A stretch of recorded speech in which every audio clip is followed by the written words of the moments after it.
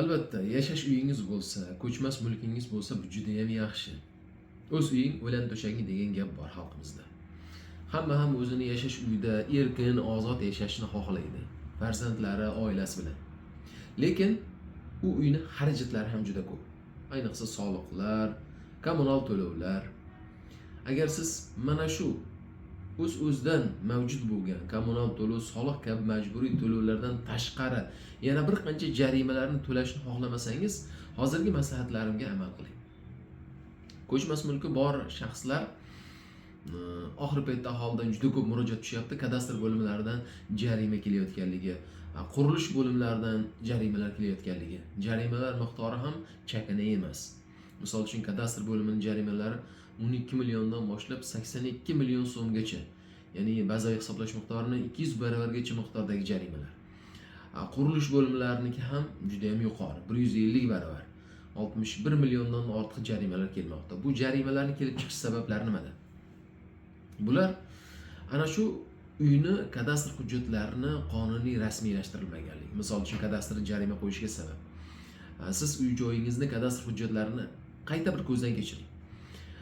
O'sha egalik huquqini beradigan o'sha joyga oldi-sotish shartnomasi, hokim qarori yoki order mavjudligini tekshiring. Shundan so'ng belgilangan qaror bo'yicha necha sotikka egasiz? Shu sotikka qurilgan imoratlarni tahlil qilib ko'ring. Kadastr bo'limi mutaxassis bilan maslahatlashgan holda.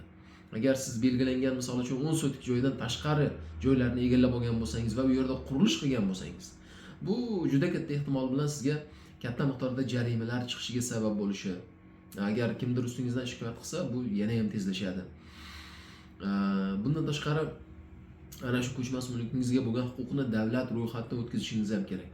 Bu davlat ro'yxatidan o'z vaqtida o'tkazmasangiz ham bu ham jarimaga sabab bo'ladi.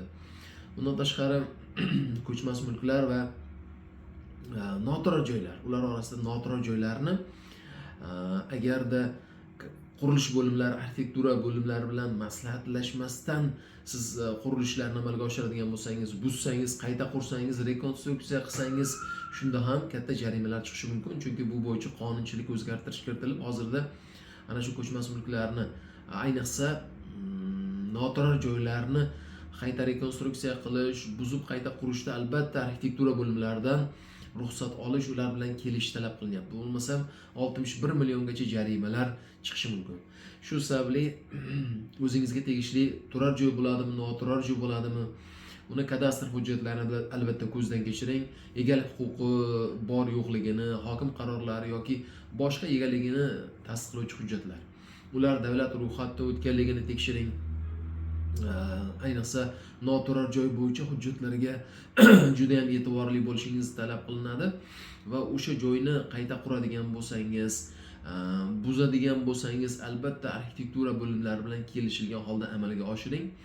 Chunki o'z kosmos xizmati bu jarayonlarni kuzatib respublika axborot beryapti va buning orqasidan kattagina jarimalar kelmoqda.